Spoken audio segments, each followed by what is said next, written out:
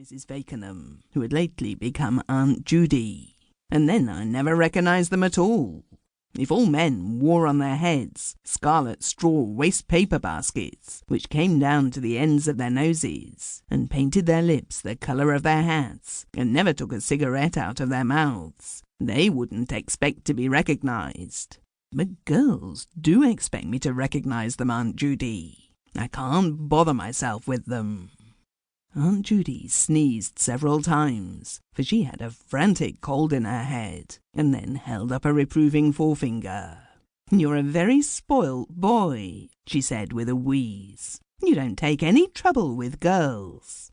"Indeed I do," said Bobby, "but I never know who they are or what to talk to them about. Even if they are pretty, I can't see their faces. And when they take their hats off, I think they're boys, and boys are odious.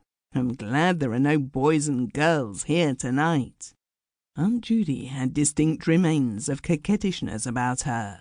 "Nonsense, Bobby," she said. "Fancy your pretending that you prefer to come and dine alone with an old woman like me, to having some pretty girl to take in to dinner.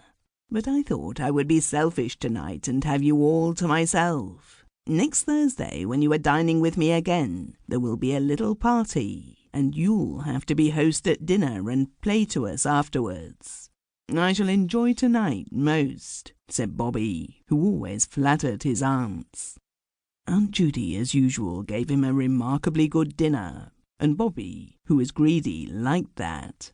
A crossword puzzle succeeded, and as he had done a little work at it already, though it was not necessary to mention that, he was very brilliant about it. Then Aunt Judy thought she would like to try Brahms' Hungarian dances, arranged for 4 hands, and of course Bobby had to say that he positively preferred playing the bass, which was tactful, though false.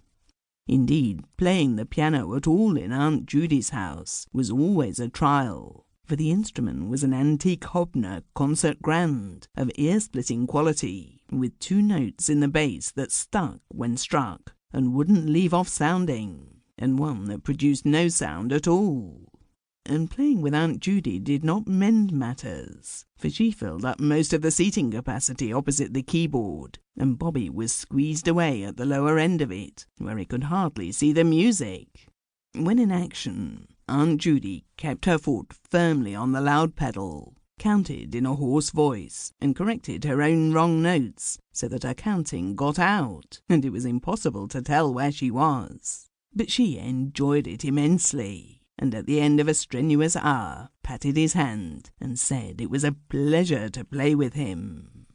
Bobby edged himself away when it was over, and Aunt Judy, as usual, with all the piano at her disposal, played the short prelude of Chopin with the slow big chords.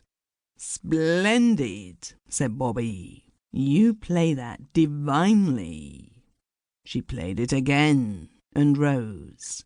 "I'm so proud of my piano," she said. "Magnificent tone, is it not? My dear husband chose it for me, and it was always reckoned a very fine instrument. Now we'll have a little gossip over the fire while you drink your whiskey and soda. Dear me, what a dreadful cold I've got, and there are 100 things I must do tomorrow. If I were you, I should stop at home and nurse it in this bitter weather," said Bobby. "Not at all," said Aunt Judy. "Disregard a cold. That's the way to get rid of it." Bobby also was full of engagements next day. He went to lunch with Mrs. Trask, Aunt Fanny, who in her faint and remote voice sang Ich grolle nicht, and several other courageous songs, which he accompanied for her on her new and rather unripe Boddington Grand. She was the most devoted of all his aunts, and the richest, and the least robust, and sometimes Bobby, when he was not thinking what he was thinking about, allowed himself to think about Aunt Fanny's entire lack of relations. When Aunt Fanny had finished singing, she sank rather exhausted on a small chair encrusted with mother-of-pearl and tortoiseshell.